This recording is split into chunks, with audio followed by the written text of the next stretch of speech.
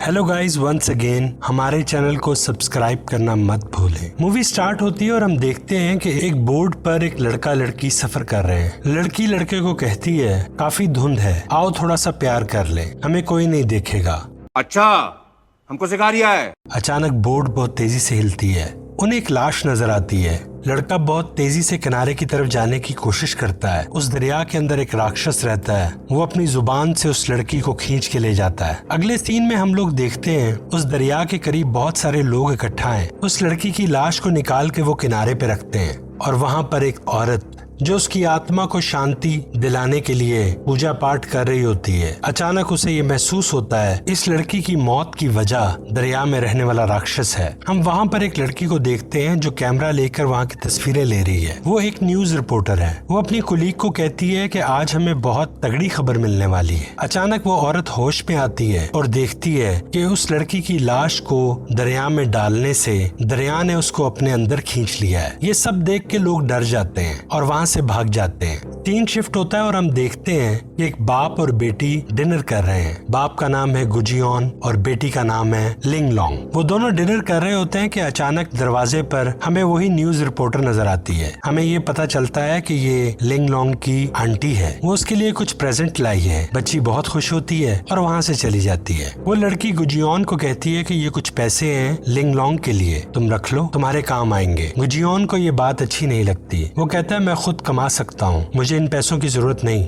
और तुम्हें क्यों लगता है कि मैं उसे खुश नहीं रख सकता, वो मेरी बेटी है। वो लड़की उससे कहती है कि मैं उसकी आंटी हूँ, तुम मुझे गलत समझ रहे हो, ये पैसे मैं अपनी खुशी से उसके लिए लाई हूँ। उन दोनों की आपस में बहस होती है और वो चली जाती है। फिर हम देखते हैं कि शहर का एक डॉन एक पुलिस वाले को बुलाता है और उससे कहता है कि ये शहर में क्या हो रहा है। सब कहते हैं नदी में एक राक्षस रहता है, तुम लोग क्या कर रहे हो, मेरे वर्कर पानी में जाने से डर रहे हैं। पुलिस वाला उसे यकीन दिलाता है मैं पूरी कोशिश करता हूँ कि इस अफवाह को खत्म करूं ताकि आपका काम आसानी से हो सके। फिर हम देखते हैं कि वो पुलिस वाला लिंगलोंग की आंटी को पकड़ लेता है। तुम अखबार में ये कैसी खबरें छापती फिर रही हो। वो लड़की पुलिस वाले को बताती है कि ये सच्चाई है, आप इससे नजर मत फेरिए, ये कोई मछली नहीं है, ये बल्कि एक खतरनाक जानवर है जो पानी के अंदर रहता है। पुलिस वाला मुस्कुराकर लोगों से कहता है इस गलत खबर पे यकीन करने की जरूरत नहीं है, इस पानी में कोई ऐसा राक्षस नहीं रहता। वो पुलिस वाला गुस्से में आकर पानी पर बम मार देता है। वो कहता है कि आज इस बड़ी मछली को तो मैं खत्म करके छोड़ूंगा।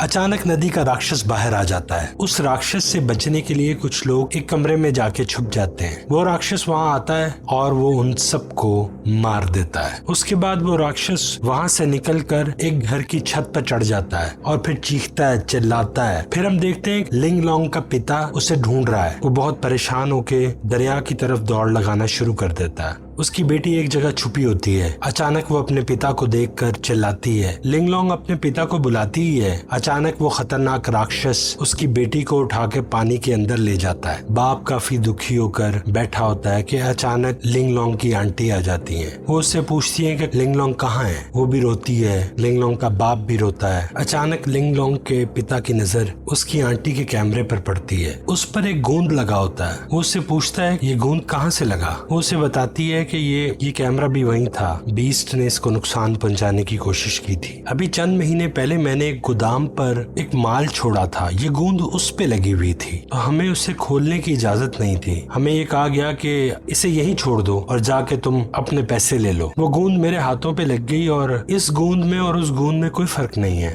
लिंगलोंग का पिता एक जगह जाता है और उस लकड़ी के डब्बे को जहाँ उन्होंने छोड़ा था उसके मालिक के बारे में पूछता है, तो वहाँ उसके गार्ड्स उसे रोकते हैं। उनकी आपस में लड़ाई हो जाती है। वो फाइट करते हुए उस कमरे में चले जाते हैं जहाँ पर और गार्ड्स भी मौजूद होते हैं। वो उससे भी लड़ते हैं। फिर वो उसको पकड़ लेते हैं और उससे पूछते हैं कि कुछ महीने पहले हमने यहाँ एक लकड़ी का डब्बा छोड़ा था, उसका मालिक कौन है, मुझे सिर्फ उसका पता चाहिए, मैं तुम्हें छोड़ दूंगा। वो उन्हें बताता है कि चैम्बर ऑफ कॉमर्स के एक मेंबर है मिस्टर किंग, वो उस डब्बे को लेके गए। वो दोनों वहाँ से निकलकर चैम्बर ऑफ कॉमर्स के ऑफिस पहुँच जाते हैं जहाँ वो मिस्टर किंग रहता है। उधर काफी सिक्योरिटी होती है। पहले वो उन सब गार्ड्स को ठिकाने लगाते हैं, एक एक को मार देते हैं। पर मिस्टर किंग तो एक लड़की के साथ अय्याशी में मसरूफ है। भागता हुआ एक शख्स उसके कमरे में आता है और उससे कहता है हमारे घर में कोई जबरदस्ती घुस आया है जिसने हमारे सारे गार्ड्स को मार दिया। वो मिस्टर किंग कपड़े पहनता है। वो मिस्टर किंग अपने ड्रॉ से गन निकालता है और उनसे लड़ने के लिए बाहर चला जाता है। बाहर जाके वो देखता है कि मेरे काफी साथी इन्होंने मार दिए। फिर लाइट चली जाती है और वो अंधेरे में फायरिंग शुरू कर देता है। वो अंधेरे में जगह जगह गोलियां मारता है तो उसके अपने ही साथी मरते हैं। वो काफी हैरान होता है कि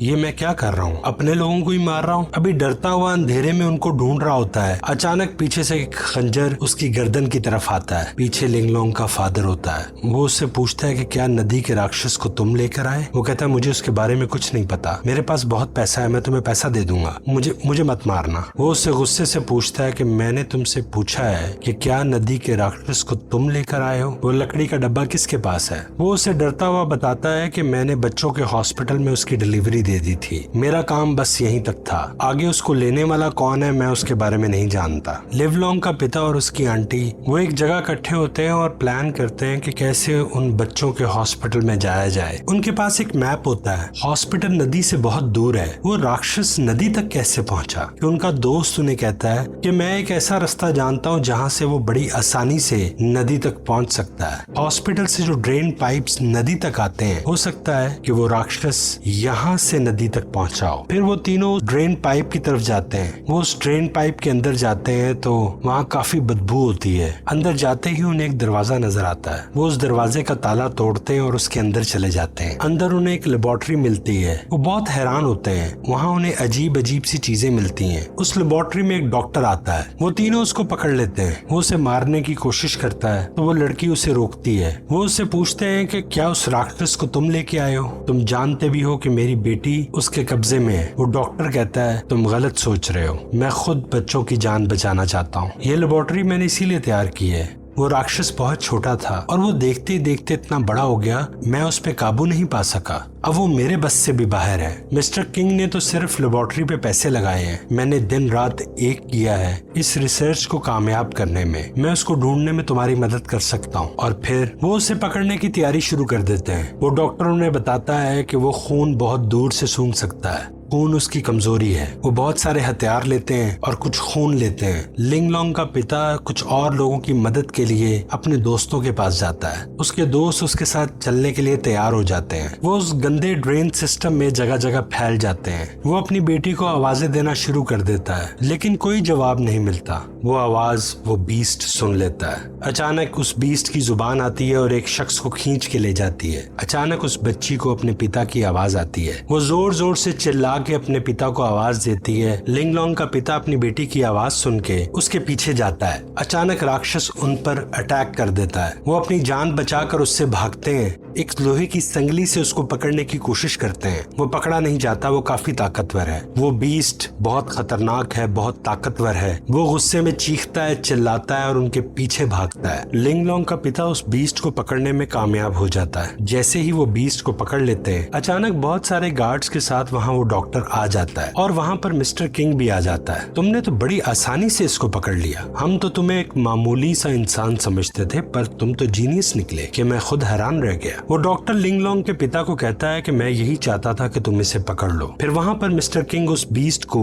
गोली मारने लगता है तो वो डॉक्टर उसे रोकता है। मिस्टर किंग उस डॉक्टर को कहता है क्या आप अपने आप को मुसीबत में डालना चाहते हैं? मिस्टर किंग उस डॉक्टर को कहता है कि अगर तुमने मुझे रोकने की कोशिश की तो मैं तुम्हें भी गोली मार दूंगा। फिर अचानक वो डॉक्टर मिस्टर किंग को मार देता है। मिस्टर किंग के गार्ड्स फायरिंग शुरू कर देते हैं। वो आपस में लड़ना शुरू कर देते हैं। वो डॉक्टर उस बीस्ट की सारी रस्सियां तोड़ देता है। वो बीस्ट वहाँ से भाग जाता है। सब अपनी जान बचाकर भाग जाते हैं। वो डॉक्टर भी अपने आप को एक सेफ जगह पर लॉक कर लेता है। वो डॉक्टर नहीं चाहता इस बीस्ट को कोई नुकसान पहुंचे क्योंकि उस डॉक्टर ने इसको खुद बनाया है। वो अपने बच्चों की तरह इसे पालता है। वो डॉक्टर दिमागी तौर पे जुनूनी होता है। लिंगलोंग उसी तहखाने में रह जाती है। उसके बाप को काफी तकलीफ पहुंचती है कि मैं अपनी बेटी को आजाद नहीं करवा सका। लिंगलोंग के पिता और उसकी आंटी दोनों वहाँ के पुलिस ऑफिसर से मिलने जाते हैं। वो कहते हैं तुम अच्छी तरह जानते हो कि इस जानवर को किसने बनाया है। तुम मिस्टर किंग और उस डॉक्टर के लिए काम करते हो। अगर तुम हमारा साथ दो तो इस थाने के इंचार्ज तो क्या तुम पूरे शहर के थानों के इंचार्ज बन सकते हो। पुलिस वाला आगे से कहता है मुझे इसके लिए क्या करना पड़ेगा। वो लड़की उसको कहती है कि तुम्हें उस राक्षस को मारना पड़ेगा और साथ उस डॉक्टर को भी गिरफ्तार करना पड़ेगा। वो पुलिस वाला ऐलान करता है हम उस राक्षस को मारने जा रहे हैं। जैसे ही वो सब लोग उस राक्षस को मारने के लिए दोबारा बेसमेंट में जाते हैं, अचानक उनके सामने वो राक्षस आ जाता है। वो डरते हुए उस पर फायरिंग करते हैं लेकिन उस पर कोई असर नहीं होता। लिंगलोंग का पिता अपनी बेटी को बचाने में कामयाब हो जाता है। वो दोनों वहाँ से भागने की कोशिश करते हैं। वो भागते भागते एक ऐसी जगह पहुंच जाते हैं जहाँ पे वो राक्षस को कैद कर लेते हैं। फिर वो दोनों वहाँ पर बहुत सारा पेट्रोल डालते हैं। वो दोनों उस पेट्रोल को आग लगाने की कोशिश करते हैं। पीछे से वो डॉक्टर आवाज देता है कि खबरदार, तुमने इसको आग लगाई, मैं तुम्हारी बेटी को शूट कर दूंगा। अभी वो ये बात कर ही रहे होते हैं कि लिंगलोंग बहुत चालाकी से